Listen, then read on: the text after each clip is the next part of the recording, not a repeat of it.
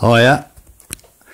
Well, here we are in the spray booth that I've put up. Not a great deal of room, but I think there's enough room. And there's the car on the stands, masked up apart from a bit across the front, underneath, to protect the radiator under here.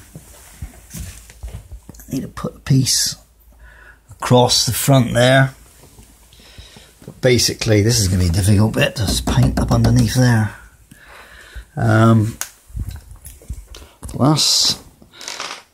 That's that. The flooring, put some flooring down so that I can wet that. It's actually breathable roof felt, and you can't rip it. It's very strong, and as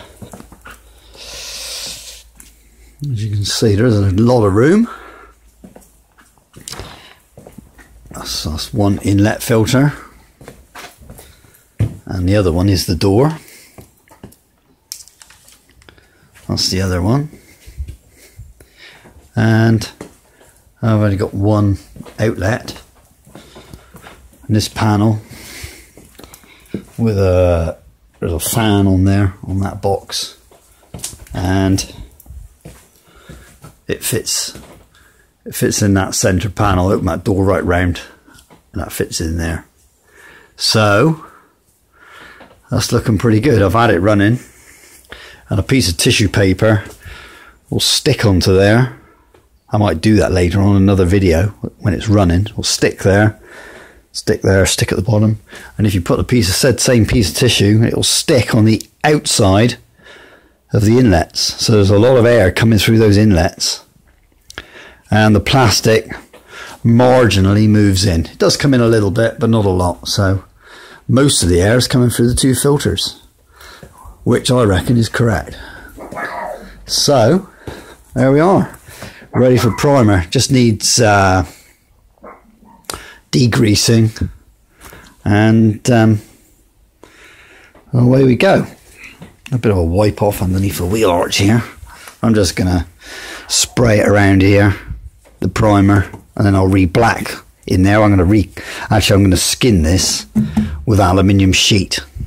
I might put some form of wheel arch in here out of aluminium up inside of here, coming around, so that it protects the outer skin up under here. At the moment it's just painted black, so but that's getting there. After all I said I'd done, I had to redo the top of this wing. It wasn't right. So yet again, it's got another skim of filler on it. Not a lot, but it's over a big area to blend it in. This curve was coming up and it was too shallow. So, and there was a dip. If you put a flat rubbing block on there, it was bare in there, and even a hollow there. So that's done. So I'm not doing any more. It is what it is. I'm fed up with it. But that's it until the next video. Oh yeah, here we go. This is the first coat of primer. And once the first coat of primer had flashed off, all these marks are pinholes. So I've been round the car, and as you can see, there is a few pinholes. It's a little bit like a pin cushion, but the idea will be fill in all these pinholes now, and then when I paint it top coat, they won't pop up and haunt me later on. So as you can see, there's a few there. I'm going to scuff these off once they've dried out. It's just a 1K stopper, but as you can see, I've coated the wheel arches things, and they look That looks pretty good now. It's got one coat of primer on it. That looks it's looking quite smart actually. As I said before, I think it's going to look pretty sharp. So that's where I got this. Actually has got 2 coats of primer on it because I had a bit of primer left in the gun, and as you can see, I think I can see it, but I don't know if you can make it out, but it's put a nicer sheen on. You can hear that, and I thinned it a little bit more, and it's got a nice satin finish, whereas this was going on a bit hot dry. This is a little bit drier, so I'm going to scuff it off and put on a second coat, well, and further coats, but it'll be more like that. So but anyway, I've got to knock off all these. It's just a 1K stopper, knifing putty, but there's a few little digs and nicks, as you can see. But that was the idea. Once I put the primer on, I could see them all, and that was the thing. So they've showed it up, and now I know where to work from. The spray booth is working pretty good. That's a single outlet, and the door is one inlet, and the other door is another inlet. But when I turn that fan on, you can see the fan in the sun, and when I turn that on, that's a 14-inch radiator fan sucking on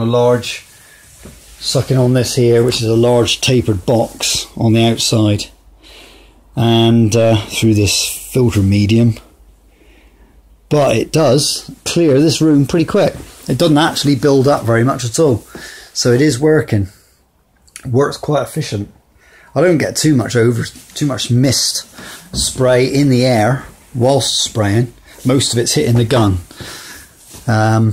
using a gravity feed, high volume, low pressure, I should say. So, and the gun seems to be working pretty good.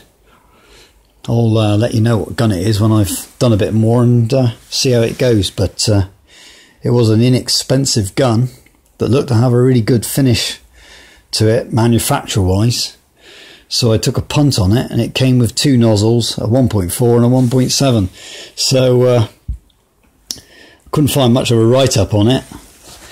But ergonomically, the handle's comfortable to use, and so I plonked for it, and I think it's going to work out pretty good. It put the thinner coat of primer. This is 1 coat back here. It sounds a bit dry, but it's gone on a lot smoother because I had to do the back end, an extra coat, extra mix of paint. I ran out, so I did a little bit thinner. Pinholes. Little buggers. Can you see them? I think you can. There they are. Little monkeys. Yeah, definitely. Hang on, where are they gone? There they are.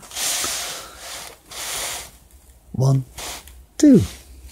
Scallywags. Right, I shall fill those in. Oh, there's a couple more there, look. Hang on. Put my finger. Yeah, there, look. Pinhole. Pinhole. What that is where I've rubbed down the gel coat surface, and it's cut the top off. A myriad of air bubbles in the gel coat, so it's uncovered the tops of gel coat bubbles. Another little trick is, because inside of these corners, anything like that, you cannot see, because it's a grey gel coat, you cannot see air bubbles, is get the chisel and just bang on the edges all the way along with a chisel or a knife or anything hard. Just tap along all the way around any edges, and if it smashes the gel coat, because it's gone through onto a small air bubble, like here for instance, if you go along and hit it with a chisel and you smash the corner out, it means the gel coat isn't strong enough or supported. So it's better to smash it out, grind that out and repair it by filling it in, than having that air bubble which could crack or blister on you later on once you've covered the car, painted the car. and you would be well pissed if that happened, I can tell you. So, like any of this place here, just go around the edges and tap them, because there's a very sharp corner. It's very difficult to get matting up on the inside and you can't see it. And these corners here, just hit it with a chisel, and if it smashes through, so what? But if it doesn't, then you can assume it's strong enough to maintain that corner without blistering or cracking or anything like that. But I can see it. It's difficult with the camera, but I can see the curves of some of these wheel arches now that they've got primer on, because of the gloss. And when I sprayed them and the primer was shiny, they were looking pretty cool, I'll tell you. So they were looking all right.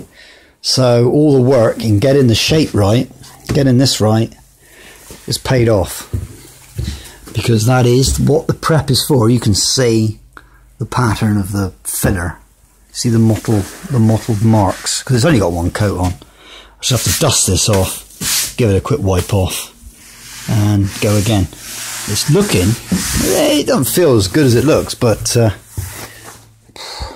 I think it's going to look okay. But anyway, once I've got that in guide coat and blocked, I'll do another video.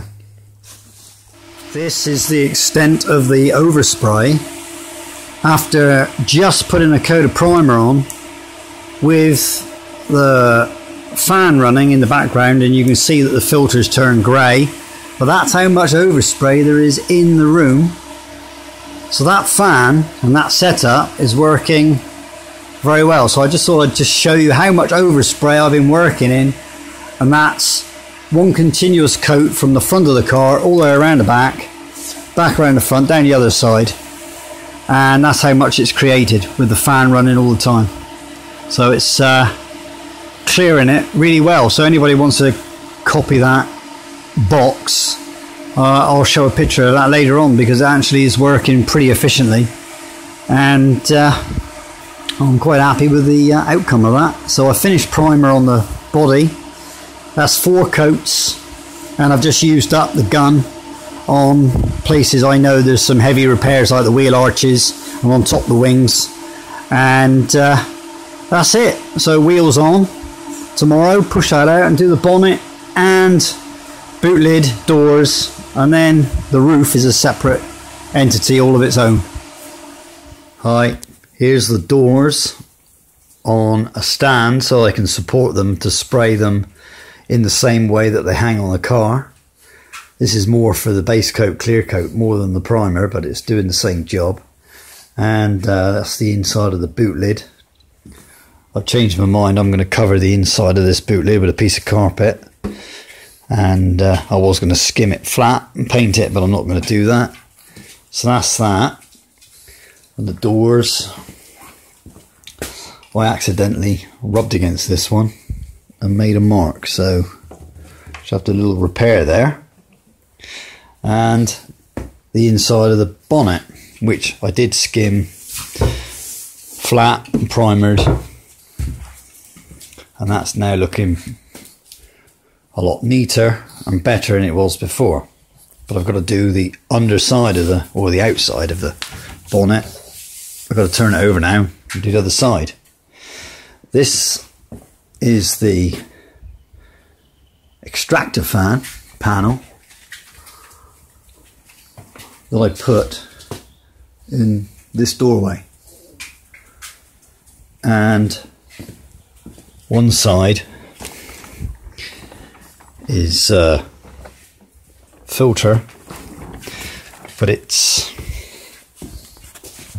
as you can see, a tapered box, and that's just a 14-inch radiator fan. And that, after doing all the car, is how much dust has come through that filter onto the fan. That's all that's ever come through, which is, I think, a very small amount. And that there is only about 3/4 of an inch thick. It's not very thick, so if you had 2 layers, you'd have even less come through there. And that's actually dust on there. You can vacuum it off, actually. And this was just plastics just put on because it was raining, and that just keeps the rain off while I'm working. But that's basically works pretty good. And when I'm spraying in here with that switched on, that'll suck enough airflow out of here to keep the overspray down to a fairly basic minimum. And I cut a small hole here so I could get in and work the regulator. And there's quite a draft coming through there, so when I actually do my clear coat, I should probably tape that back up and tape this up so that no air or minimum air comes through. But funnily enough, this gap is so that I can get into the compressor, but this here seals up when it's running. When that extractor is running, this seals up, but this here opens up, so I'm going to tape that one over when I'm doing the clear coat, so I don't want any dirt in the clear coat or the base. But the floor, this just will hoover up, so I have to hoover this out again. Just gets in a mess, so I have to clean it up every time. But basically it's working pretty good. So I'm quite happy with this sort of rudimentary tent. And those two inlets are allowing enough airflow in. I was working it out that fan sucks about, I think it's about 30 cubic feet a second. So you can work it out yourself. The area of those boxes need to be, the inlets need to be able to pass 30 cubic feet of air a second. Otherwise this is going to suck in. So the plastic sheeting will suck down. On the roof I've just got a couple of guide strings up there just to help take the weight of the plastics. I would hate to think that dropped off and all fell in on the wet paint.